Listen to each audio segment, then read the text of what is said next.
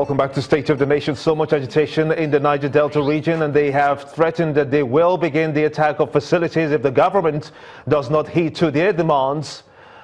Let's get a better perspective about that from Professor Tosan Hariban. He's a professor of comparative dialectics, Center for Advanced Social Science Research in Kano. I want to thank you so much indeed for joining us on State of the Nation. You're there in our Abuja studios, but we in Lagos are really concerned, as perhaps you are, because you hail from the Niger Delta as well.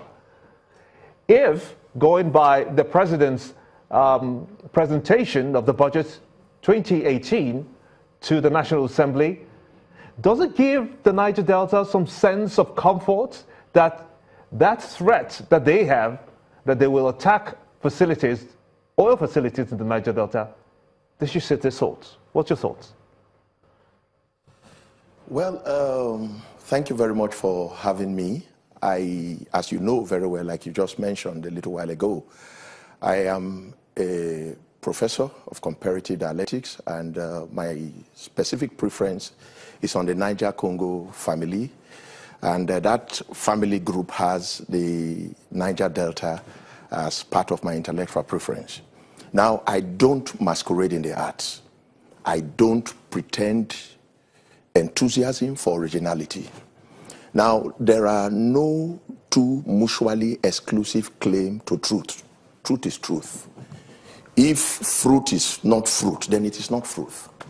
The point is this: conflict is at the heart of politics, of every level of politics, but it does not exhaust the nature of politics, which in itself must express man's harmonious and cooperative impulses. Politics must find a way to cooperate with conflict so as to limit the tendency for war. I believe that politics must transcend the ancient doctrine of an eye for an eye, a tooth for a tooth ethic, or its Clausewitzian conception of an extension of war. Indeed, the entire humanism demands, and I want you to listen to me very attentively, the entire humanism demands that politics must continue to be, for you and me, a continued sublimation of war by other means, a means to safeguard the good life through what I call a far-reaching consensus, and then a ready adaptation to the changing needs of society. Now, if the Niger Delta is what supports the present budget, if the entire thesis of the present budget is anchored on the expectations from crude optimization from the Niger Delta, why this present trouble?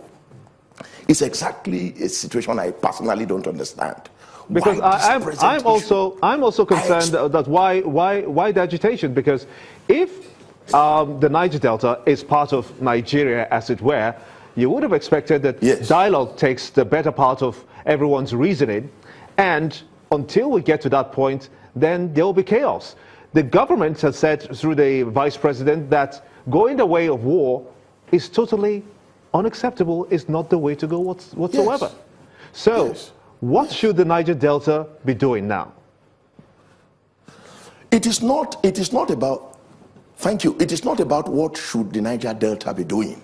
It's about what should the government of Nigeria be doing. The Niger Delta remains a continuing path of the Nigerian nation. We have been so terribly bastardized.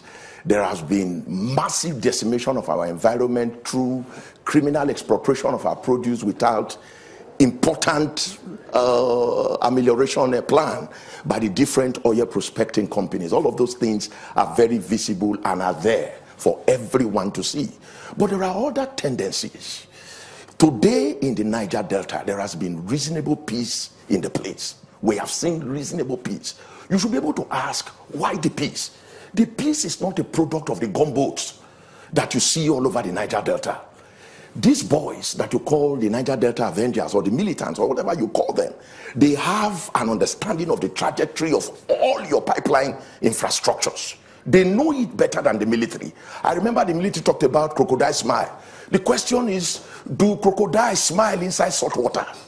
The entire epicenter of expropriation of the oil and gas resources that support this budget is gotten from salt water. But do so you I don't know how crocodile smiles. Do you say while the crocodile smiles, do you see a glimmer of hope? Do you see a glimmer of hope, because the president says that everything is being done to address the issue of Ogoni land and clean it up, and that has been appropriated in this 2018 budget, by the way.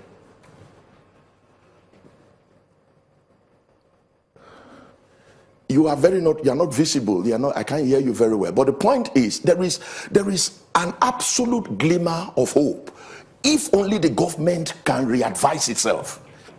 There is glimmer of hope if the government can re-advise itself. And one of the areas I think the government can re-advise itself is to get back to one of the requests of the Pandev, and that is the political resolution of the Tompolos issue.